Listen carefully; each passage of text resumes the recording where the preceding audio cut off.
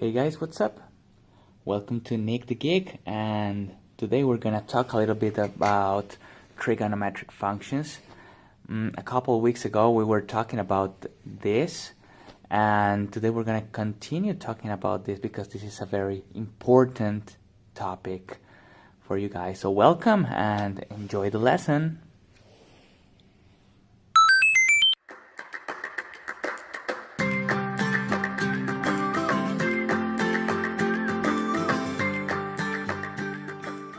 Well, guys, to continue talking about this topic, one thing that you might notice is that if we divide the sine function by the cosine function, you would get the tangent function. And this is the operation. With the sides of the triangle and making this division 1 because it's the same number up and down, so it's 1, and there you go, it's y over x, which is here, and it's the same tangent. So this is a good trick, and we're gonna talk a little bit about this in another chapter, but this is something that will help you in the analysis.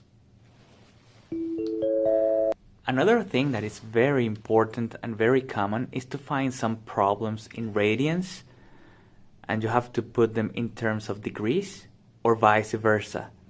So this is a very good chart. The only thing that you have to keep in mind always is that pi radians equals 180 degrees. And with that, you can transform any angle from degrees to radians and from radians to degrees. This is a very, very good chart. As a first example, I'm going to show you this triangle.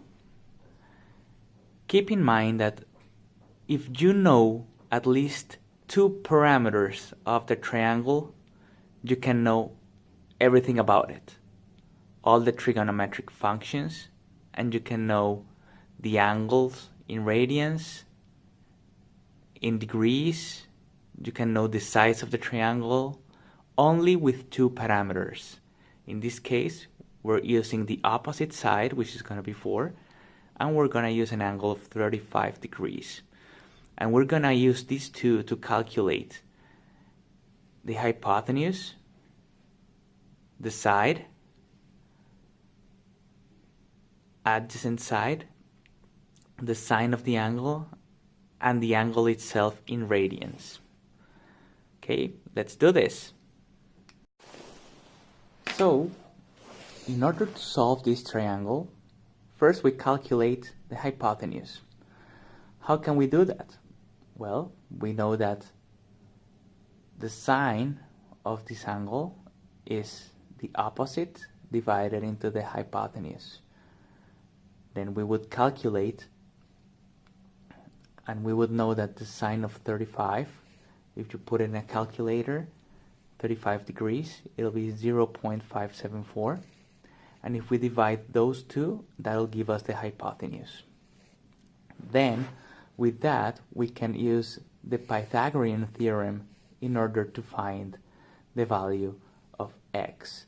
Just keep in mind that x is going to be the squared root of the number that you find as a result of subtracting these 2 values. Then we can calculate the sine of the angle. We already did this here, but we did it in a calculator here. Now we're going to do it without a calculator.